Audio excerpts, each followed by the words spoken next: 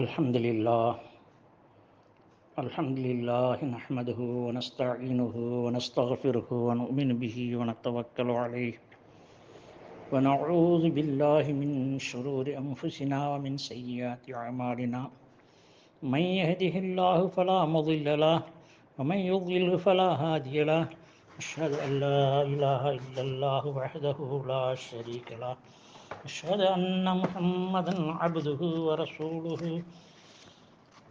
أما بعد فقال الله تعالى في القرآن الكريم أعوذ بالله من الشيطان الرجيم إن أول بيت وضع للناس للذي ببكة مباركا وهدى للعالمين فيه آيات بينات مقام إبراهيم ومن دخله كان آمنا ولله على الناس حج البيت من استطاع إليه سبيلا ومن كفر فإن الله غني عن العالمين صدق الله العظيم لبيك اللهم لبيك لبيك لا شريك لك لبيك إن الحمد والنعمة لك والملك لا شريك لك لبيك اللهم لبيك لبيك لا شريك لك لبيك إن الحمد والنعمة لك والملك لا شريك لك لبيك اللهم لبيك لبيك لا شريك لك لبيك إن الحمد والنعمة لك والملك لا شريك لك. கண்ணியமிக்க பெரியார்களே, இந்த ஆண்டு ஹஜ்ஜுக்கு அல்லாஹ்வால் தேர்ந்தெடுக்கப்பட்ட நல்லடியார்களே, ஹாஜிமார்களே, அல்லாஹ் ரப்புல் இஸ்ஸத் அவன் கொடுத்த ஒரு பாக்கியம் ஹஜ்ஜுடைய நசீப் என்பது. எத்தனையோ நம்மை விட வசதி படைத்தவர்கள், உடல் ஆரோக்கியம் உள்ளவர்கள், இவர்களெல்லாம் செல்ல முடியாத நிலையில் இருக்கும் பொழுது அல்லாஹ் தாலா நம்மை தேர்ந்தெடுத்து தன்னுடைய வீட்டுக்கு அழைத்திருக்கிறான் என்று சொன்னால் அல்லாஹ் நமக்கு கொடுக்கக்கூடிய ஒரு பெரிய உபகாரம், பெரிய நசீப், பாக்கியம். இதற்கு முதலில் நாம் அல்ஹம்துலில்லாஹ் என்று அல்லாஹ்வுக்கு ஷுக்ர் செய்ய வேண்டும். 2 ரக்காத்து தொழுது ஷுக்ரியாவுடைய நஃபில் அல்லாஹ் நம்மை தேர்ந்தெடுத்ததற்காக அல்லாஹ்வுக்கு நன்றி செலுத்தக்கூடிய முகமாக நாம் உடனடியாக அதை செய்ய வேண்டும். மேலான ஹாஜிமார்களே, அல்லாஹ் தாலா ஹஜ்ஜுடைய காலம் வரை நம்முடைய ஆயுளை நீட்டித்து, ஆரோக்கியத்தையும் பொருள் வசதியும் நீட்டித்து, முழுமையான முறையிலே, நிறைவான முறையிலே நம்முடைய ஹஜ்ஜை நிறைவேற்றுவதற்கான நசீபை அல்லாஹ் தாலா நமக்கு வழங்கி அருள்வானாக என்று துவா செய்தவனாக நான் ஆரம்பம் செய்கின்றேன். கண்ணியத்துக்குரிய ஹாஜிமார்களே, ஹஜ்ஜு என்று பொதுவாக சொல்லிவிட்டாலும் இதில் முக்கியமாக பிரதானமாக 3 அமல்கள் அடங்கி இருக்கின்றன. ஒன்று உம்ரா என்று சொல்லக்கூடிய இறை சந்திப்பு, மற்றொன்று ஹஜ். அதனை அடுத்து நம்முடைய கண்மணி நாயகம் ஸல்லல்லாஹு அலைஹி வஸல்லம் அவர்களுடைய ரௌதாவுக்கு சென்று அவர்களை ஜியாரத்து செய்யக்கூடிய அந்த அமல். இந்த 3ம் அங்கு செல்லக்கூடிய ஒவ்வொரு ஹாஜிமார்களும் செய்யக்கூடிய அமலாக இருக்கிறது. எனவே இதை பற்றி விரிவாக நாம் தெரிந்து கொண்டால் மட்டும்தான் முறையோடு நாம் அந்த ஹஜ்ஜை செய்ய முடியும். எந்த ஒரு அமலை செய்தாலும் அதற்கு சில வழிமுறைகள், சில சுன்னத்தான முறைகள் நமக்கு காட்டப்பட்டிருக்கின்றன. அந்த வழிமுறையில் நாம் செய்தோம் என்று சொன்னால் அல்லாஹ் தாலா நம்முடைய அமலை, ஹஜ்ஜை மப்ரூராக, ஹஜ்ஜை மக்பூலாக, ஒப்புக்கொள்ளப்பட்ட ஹஜ்ஜாக அல்லாஹ் தாலா ஆக்கி தந்தருள்வான். எனவே அந்த முறை இங்கு நாம் தெளிவாக தெரிந்து கொள்வதற்காக சுருக்கமான முறையிலே இங்கு சொல்லப்படுகிறது.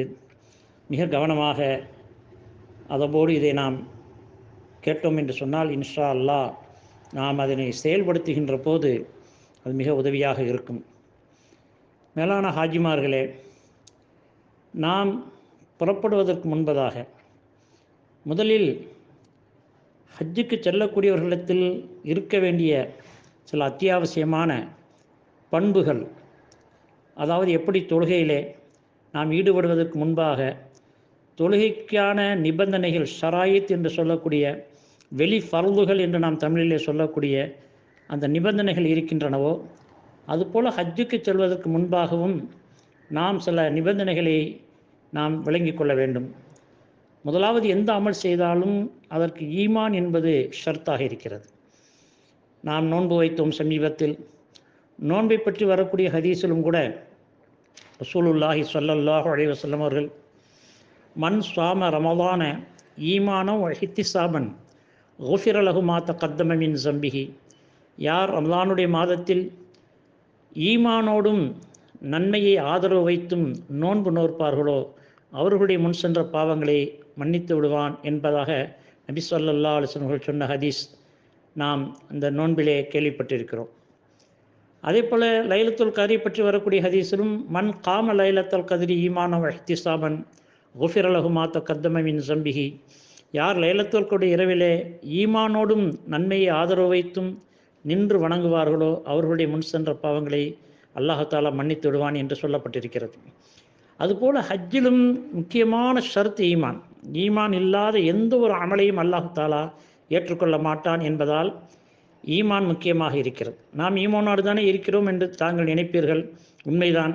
ஆனால் நம்முடைய ஈமான் உறுதியாக இருக்க வேண்டும். அல்லாஹ் குர்ஆனில் சொல்கின்ற போது யா அய்யுஹல்லதீன ஆமனு ஆமினு, ஈமான் கொண்டவர்களை ஈமான் கொள்ளுங்கள் என்று சொல்கிறான். அதனுடைய அர்த்தம் என்னவென்றால், முஃபஸ்ஸிரீன்கள் அதற்கு சொல்லக்கூடிய கருத்து என்னவென்றால், நம்முடைய ஈமானிலே உறுதியாக, அதாவது எந்த விதமான ஒரு அணு அளவு கூட சந்தேகத்துக்கு இடமின்றி மறைவான விஷயங்களை நம்ப வேண்டும் என்பதுதான் அதனுடைய கருத்து.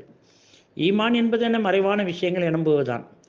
அல்லாஹுவை நாம் நம்புகிறோம் என்று சொன்னால், நாம் பொதுவாக அல்லாஹ்வை நம்புகிறோம், அல்லாஹ் இருக்கிறான், அல்லாஹ் தான் படைத்தான் என்று சொன்னால் போதாது.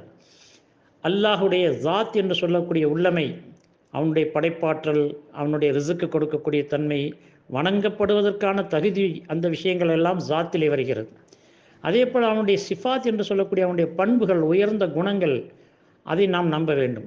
அவனுடைய குத்ரத் என்று சொல்லக்கூடிய வல்லமை, அவன் மாபெரும் சக்தி, அல்லாஹ் தஆலாவுடைய பெரும் சக்தி, அந்த சக்தியை நாம் நம்ப வேண்டும்.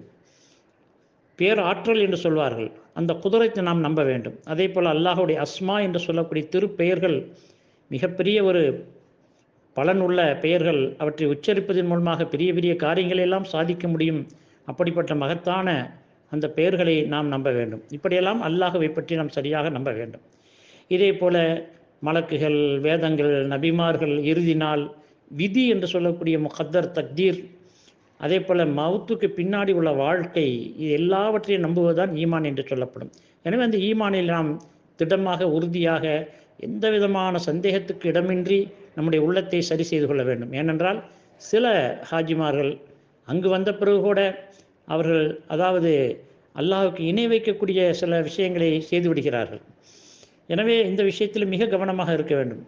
நடத்தக்கூடியவன், ஆக்கக்கூடியவன், அழிக்கக்கூடியவன், உயர்த்தக்கூடியவன், தாழ்த்தக்கூடியவன், லாபம் தருபவன், நஷ்டம் தருபவன், வெற்றி தருபவன், தோல்வி தருபவன், சுகம் தருபவன், நோய் தருபவன், ஹிதாயத்து தருபவன், எல்லாமே அல்லாஹுதான் என்பதிலே அசைக்க முடியாத நம்பிக்கை உள்ளத்தினுடைய ஆழத்திலே பதிய வைத்து விட வேண்டும். இந்த ஈமான் முதல்ல ஹஜ்ஜுக்கு ரொம்ப ரொம்ப அவசியமாக இருக்கிறது. அடுத்து நம்முடைய நிய்யத்தை நாம் சரி செய்து கொள்ள வேண்டும். இந்த ஹஜ்ஜை நாம் அல்லாஹுக்காக செய்கிறோம். அல்லாஹ் நம் மீது விதித்திருக்கிறான், கடமையாக்கியிருக்கின்றான். நான் ஆரம்பத்தில் ஓதிய வசனத்தில் அல்லாஹ் தஆலா சொல்லி காட்டுகிறான், அந்த ஆலயத்துக்கு சென்று வர மக்களில் எவர்கள் சக்தி பெற்றவர்களோ அவர்கள் ஹஜ்ஜு செய்வதானது அல்லாஹுக்காக ஆற்ற வேண்டிய கடமையாகும் என்று சொல்கிறான். எனவே நமக்கு உடல் ஆரோக்கியமும் பொருள் வசதியும் இருந்தால் ஹஜ்ஜு கடமையாகி விடுகிறது. எனவே அல்லாஹின் மீது விதித்திருக்கக்கூடிய ஒரு கடமையை நான் செயல்படுத்தப் போகிறேனே தவிர, இதனால் எனக்கு எந்த ஒரு பெருமையும் இல்லை, எந்த ஒரு நான் ஒரு மற்றவர்கள் என்னை ஹாஜி என்று சொல்ல வேண்டும், இதில் ஒரு பெருமை கிடைக்க வேண்டும் என்ற நோக்கமெல்லாம் வந்துவிடக்கூடாது. ஏனென்றால் சில பேர் ஹஜ்ஜுக்கு போயிட்டு வந்த உடனே அவர்களே ஹாஜி என்று போட்டுக்கொள்வார்கள். நம்முடைய ஹஜ்ஜு கபூல் ஆனதா இல்லையா என்பது அவர்களுக்கு தெரியாது. எனவே ஹஜ்ஜு என்பது தொழுகையை போன்ற ஒரு கடமை. தொழக்கூடியவர்கள் எல்லாம் தங்களுடைய பெயருக்கு முன்னால் முசல்லி, தொழுகையாளி என்று யாரும் போட்டுக்கொள்வதில்லை.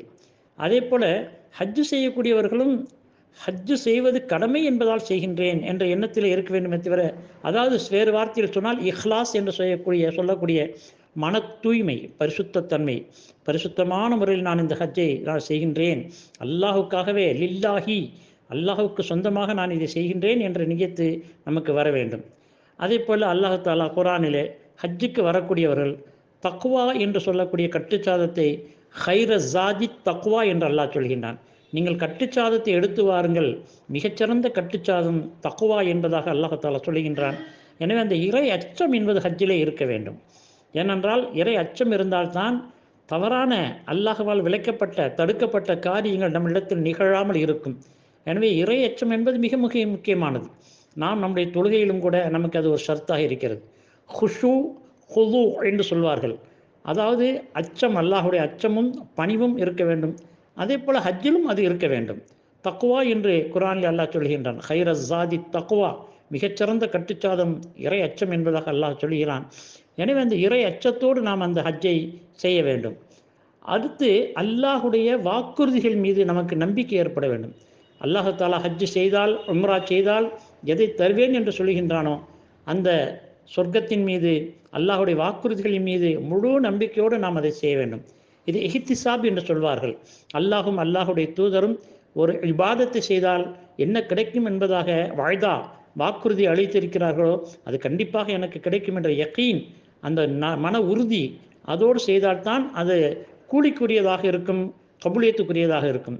ஹஸரத் உமர் ரலியல்லாஹு அன்ஹு அவர்கள் சொல்கிறார்கள், எந்த அமலிலே இஹ்திசாப் இல்லையோ, அதாவது அல்லாஹ் ரசூலுடைய வாக்குறுதியின் மீது நம்பிக்கை இல்லாமல் ஒரு சடங்காக செய்யப்படுமோ அதற்கு கூலி கிடையாது என்பதாக ஹஸரத் உமர் ஃபாரூக் ரலியல்லாஹு அவர்கள் சொல்லி காட்டுகின்றார்கள். எனவே நம்முடைய ஹஜ்ஜிலும் இந்த விஷயங்களை நாம் கவனிக்க வேண்டும். அடுத்து ஹஜ்ஜுக்கு செல்வதற்கு முன்பாக நாம் நம்முடைய ஆரோக்கியம், நம்முடைய சுகாதாரத்தை பாதுகாத்து கொள்ள வேண்டும். ஏனென்றால் ஹஜ்ஜுடைய நசீபை அல்லாஹ் கொடுத்திருக்கின்றான். நாம் செல்வோம் என்று நினைக்கின்றோம், ஆனால் அந்த நேரத்தில் நாம் உடலை சரியாக பேணவில்லை என்றால் அது ஹஜ்ஜுக்கான அந்த பாக்கியத்தை இழக்கக்கூடிய வாய்ப்பு இருக்கிறது. ஹஜ்ஜிலும் சிரமங்களை மேற்கொள்ள வேண்டிய நிலைமை ஏற்பட்டு விடலாம். எனவே இப்போதிருந்தே அதற்கான தயாரிப்புகள் நாம் ஈடுபட வேண்டும். அல்லாஹிடத்தில் 2 ரக்காத்து தொழுது துவா செய்து கொண்டு வர வேண்டும். அந்த துவாவிலே, யா அல்லாஹ், என்னுடைய ஹஜ்ஜுடைய நசீபை, நபி ஸல்லல்லாஹு அலைஹி வஸல்லம் ஜியாரத்துடைய பாக்கியத்தை எனக்கு தந்தருள். அல்லாஹும் அர்ஸுக்னா ஹஜ்ஜ பைத்திகல் ஹரம் வ ஜியாரத் நபியினா முஹம்மதின் ஸல்லல்லாஹு அலைஹி வஸல்லம் என்று அடிக்கடி துவா செய்து வர வேண்டும். ஏனென்றால் அல்லாஹ் தான் நாடினால் தான் அந்த காரியத்தை செய்ய முடியும். எத்தனை பேர் ஏர்போர்ட் வரை போய்விட்டு திரும்பி வந்தவர்கள், மக்காவுக்கு போக முடியாமல் ஜித்தாவோடு திரும்பியவர்கள் எல்லாம் இருக்கிறார்கள். ஹஜ்ஜுக்கு போய் மக்காவுக்கு போன பிறகும் கூட ஹஜ்ஜுடைய நாள் வருவதற்கு முன்பு நோய்வாய்ப்பட்டு அல்லது இறந்து போகக்கூடிய நிலையெல்லாம் இருக்கிறது. எனவே ஹஜ்ஜை முழுமையாக நிறைவேற்றுவதற்கான அந்த பாக்கியத்தை அல்லாஹ் நமக்கு தர வேண்டும். அருமை நாயகம் ஸல்லல்லாஹு அலைஹி வஸல்லம் அவருடைய ரௌதா ஷரீஃபை ஜியாரத்து செய்வதற்கும், அவர்களுடைய அந்த ரௌதா என்று சொல்லக்கூடிய ஜன்னத் என்ற அந்த பகுதியிலே அமருவதற்கும், இபாதத் செய்வதற்கும் அல்லாஹ் தஆலா நமக்கு நசீபை கொடுக்க வேண்டும் என்று நாம் அவாவோடு வேட்கையோடு இருக்க வேண்டும். அதாவது உள்ளத்தில் எந்த அளவுக்கு தலபு என்று சொல்லக்கூடிய துடிப்பு, ஆர்வம், ஆசை, தேடுதல் இருக்கிறதோ அந்த அளவுக்கு அல்லாஹ் தஆலா நம்முடைய காரியாதிகளை லேசாக்கி கொடுப்பான். நாம் அல்லாஹ் இடத்துல காரியங்களை லேசாக்கி கொடுக்க துவா செய்ய வேண்டும். அல்லாஹும் யஸ்ஸிர் உமூரனா உமூர துன்யா உமூரல் ஆஹிரா, யா அல்லாஹ், துன்யாவுடைய ஆகிரத்துடைய அனைத்து காரியங்களையும் இலகுவான முறையில் செய்வதற்கான உதவியை எனக்கு செய்தருள் என்று அல்லாஹ் இடத்தில் துவா செய்து வர வேண்டும். மேலும் தான தர்மங்கள் செய்து நம்முடைய ஹஜ்ஜி ஏற்கப்படுவதற்கான வழிவகைகளை நாம் ஏற்பாடு செய்து கொள்ள வேண்டும். செல்வதற்கு முன்பாக யாரிடத்திலெல்லாம் நம்முடைய பொறுப்பு இருக்கிறதோ அந்த பொறுப்பெல்லாம் சரியாக நிறைவேற்றி விட்டோமா என்று பார்க்க வேண்டும். ஏனென்றால் ஹஜ்ஜுடைய கடமை எப்போது ஆகும் என்றால், போய் திரும்பி வரும் வரை தன்னுடைய குடும்பத்துக்கு செய்ய வேண்டிய அந்த ஏற்பாடுகளை செய்திருக்க வேண்டும். அதே போல அல்லாஹ்விடத்திலே நாம் ஏதேனும் அல்லாஹுக்கு செய்ய வேண்டிய கடமைகளிலே குறை செய்திருந்தால் அந்த கடமைகளை கலாவாக நிறைவேற்றி விட வேண்டும். தொழுகையிலே பாலிகான பருவம் வயது அடைந்ததிலும் தொழவில்லை என்றால் அதை தொழ வேண்டும். அது தொழுவதாக நியத்து வைத்துக் கொள்ள வேண்டும். இப்போது அவகாசம் இல்லை என்றாலும் சீக்கிரமாக தொழுது விடுவேன் என்று நியத்து வைத்துக் கொள்ள வேண்டும். அதே போல் ஜக்காத்து கொடுக்காதவர்கள் கொடுத்து விட வேண்டும். எந்தெந்த அமல்களில் குறை இருக்கிறதோ சரி செய்ய வேண்டும். மேலும் படைப்புகளுக்கு செய்ய வேண்டிய கடமைகளில் குறை ஏற்பட்டிருந்தால் அந்த குறையையும் நாம் நீக்கிவிட வேண்டும். யாருக்காவது மன வருத்தத்தை ஏற்படுத்தியிருந்தால் அவர்களை பார்த்து மன்னிப்பு கேட்டுக்கொள்ள வேண்டும். உறவினர்கள், மற்ற நம்மளுக்கு நெருங்கி இருக்கக்கூடியவர்கள், நம்மோடு தொடர்புடையவர்களிடத்தில் சென்று நாம் மன்னிப்பு கேட்டுக்கொள்ள வேண்டும். ஏதேனும் கடன் கொடுக்க வேண்டாம், அந்த கடனை நிறைவேற்றி விட வேண்டும். அதாவது எந்த ஒரு குறைபாட்டோடும் நாம் ஹஜ்ஜுக்கு செல்லக்கூடாது. எனவே பரிபூர்ணமான முறையில் நம்முடைய ஹஜ்ஜு நிறைவேற வேண்டும் என்றால் இன்ஷா அல்லாஹ் நாம் இந்த காரியங்களை செய்து கொள்ள வேண்டும். இன்ஷா அல்லாஹ் உம்ரா என்றால் என்ன, ஹஜ் என்றால் என்ன, ஜியாரத் என்றால் என்ன என்பதை பற்றி அடுத்து இன்ஷா அல்லாஹ் விளக்கமாக கூறப்படும். அஸ்ஸலாம்.